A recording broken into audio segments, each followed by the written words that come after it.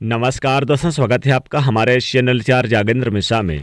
रविवार के दिन गाय को खिला दें रोटी के साथ ये एक चीज, गरीबी भूल जाएगी आपके घर का रास्ता। दोस्तों, हमारे शास्त्रों में क्या होता है, गाय को माता के रूप में हम पूजते हैं, पर आज के समय में ऐसा बहुत कम देखने को मिलता है। आज की जो यंग जनरेशन है वो इस बात पर ध्यान नहीं देती है और ज़्यादातर इन बातों को अंधविश्वास बना करके इग्नोर कर देती है। पर आपको हम बता दें कि आज का युवा वर्ग जो गाय के सिवा कुत्तों को पालना ज़्यादा पसंद करते हैं, उन सभी को एक छोटी सी बात आज हम बताते हैं कि अगर आपके घर पर गाय है या आपके अंदर गाय की भक्ति है या गौ माता के प्रति श्रद्धा है, तो वो आपके घर में बहुत सारी नेगेटिविटी एनर्जी को दूर करने की शक्ति रखती है। भगवान श्री कृष्ण ने भी इंद्र पूजा को बंद करवाकर गौ माता की पूजा प्रारंभ करवाई थी, क्योंकि गाय को प्रत्यक्ष देवता मानते हैं। गाय का दूध, गाय का गोबर, गाय का मूत्र सभी बहुत सारे औषधि गुण होते हैं और ये मनुष्य के जीवन में बहुत ही उपयोगी होते हैं। और जो भी व्यक्ति इनका उपयोग करता है वो कई तरह की बीमारियों से बचा रहता है। जिस घर में गाय यानी है वह वहाँ कभी भी वास्तु दोष का निगेटिव चीज़ें उत्पन्न नहीं होती। घर में सुख शांति का वास होता है। और पुराणों के अनुसार गौ के सभी, चूँकि गाय में सभी देवी देवताओं का निवास होता है, इसलिए जिस घर में गाय होती है वहाँ सभी देवी देवता निवास करते हैं और माता लक्ष्मी जी का निवास होता है। गाय को कभी भी सताना नहीं चाहिए, उनको झाड़ू आदि से मारना नहीं चाहिए, डंडे से नहीं मारना चाहिए। उनकी आप किसी भी प्रकार की यानी कि अपमान उनका ना करें, नहीं तो नरक के द्वार खोलने के समान होते हैं। माना जाता है कि मनुष्य को कई जन्मों तक दुख भोगने पड़ते हैं अगर गाय को मारते हैं तो।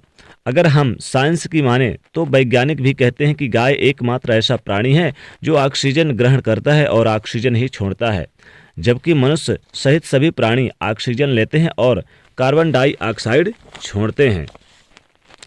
दोस्तों, पेड़ पौधे ठीक इसी का उल्टा करते हैं। दोस्तों, गाय को माना जाता है कि गौ माता मनुष्य को मरने के बाद उसे बैतरणी नदी पार कराती है। कहा जाता है कि बैतरणी नदी यानी नरक तक पहुंचने के लिए जो नदी होती है उसको पार करना हो तो अगर जीवन में आपने गौदान किया है तो या गौ सेवा किया है तो आपको उस नदी को पार नहीं करना पड़ेगा। भारत में तो गौ माता को हम देवी का दर्जा देते हैं और दीपावली के दूसरे दिन गोवर्धन पूजा के अवसर भी गायों की विशेष पूजा की जाती है। उनको मोर पंख आदि से श्रृंगार किया जाता है।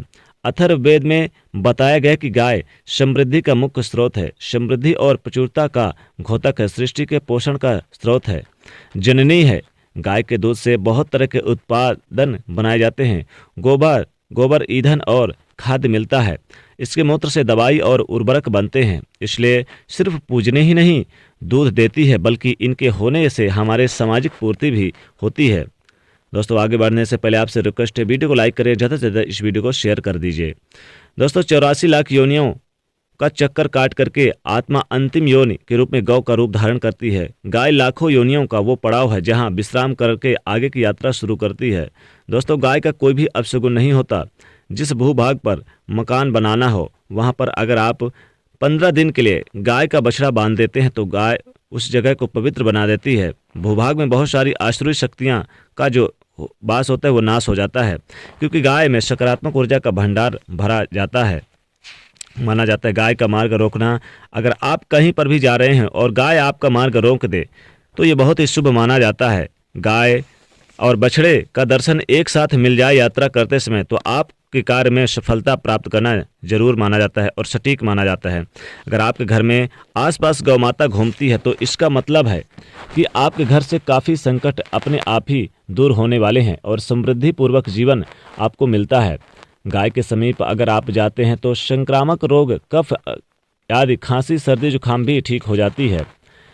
अगर आपको गाय से अचानक पूंछ मार दे गाय तो मानिए काफ़ी शुभ संकेत माना जाता है।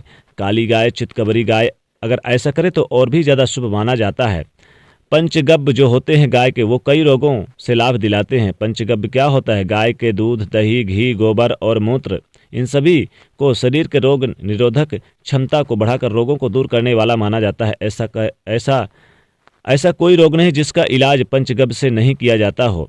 दोस्तों, आज के समय में लोग गौ माता की पूजा करने के बजाय उनका सही उपयोग करने के बजाय उनको अपमानित करते हैं। ज़्यादा पसंद यानी कि लोग जैसे कि कुत्ते वगैरह को पालना करते हैं, लेकिन गाय को ज़रूर खिलाना चाहिए, खासकर रविवार के दिन, विशेषकर रोटी वगैरह। दोस्तों बुरा लगेगा, लेकिन ये सच है कि गाय को अगर रोटी देने से न केवल सुख समृद्धि की प्राप्ति होती है बल्कि बरकत भी होती है। अगर आप गौ को पाल नहीं सकते तो कम से कम एक रोटी तो ज़रूर खिला दें। आज के युग में लोगों को शायद इतना समय नहीं है, भाग दौड़ भरी जिंदगी में गाय पालने के लिए समय नहीं है, तो ऐसे में गौ माता को आप थोड़ी सी वस्तु ही खिला दें तो विशेष लाभ होता है। आप गौ माता को रोटी दे, कम से कम रोटी के साथ आप थोड़ा सा गुड़ दे दें तो समृद्धि आती है, बरकत होती है, माँ लक्ष्मी की कृपा बरसती है। और हमारे बुजुर्ग हमेशा से कहते आए हैं कि गाय को रोटी खिलानी चाहिए, लेकिन समय स्थिति के चलते गाय की सेवा हर कोई नहीं कर सकता, लेकिन कम से कम रोटी तो आप खिला ही सकते हैं। और रोटी के साथ थोड़ा सा गुड़ और काला तिल और एक चुटकी हल्दी और घी डाल के जरूर आप रोटी रविवार के दिन आप खिला दें तो विशेष मनोकामना पूरी होती है, गरीबी भूल जाती है आपके घर का रास्ता। अगर आप चाहते हैं कि माँ लक्ष्मी की कृपा बरसे तो रविवार के दिन गाय को रोटी के साथ थोड़ा सा गुड़, काला तिल, हल्दी और घी डाल के खिला दें तो गरीबी भूल जाएगी आपके रास्ता। या फिर आप चाहें तो रोटी में थोड़ा सा आप खीर, अगर रविवार के दिन खीर बना हो तो खीर थोड़ा सा रखकर आप गाय को खिला दें तो विशेष मनोकामना पूरी होती है। या फिर आप चाहें तो रविवार के दिन गाय को रोटी में गुड़ और काला तिल और घी से बने लड्डू रखकर खिला दें तो विशेष लाभ होता है। या फिर चाहें तो रविवार के दिन गाय को हरी घास में एक रोटी, थोड़ा सा काला तिल, एक चुटकी हल्दी और उसी में थोड़ा सा गुड़ डाल के आप वो घास खिला दें तो विशेष मनोकामना पूरी हो जाती है, विशेष लाभ होता है।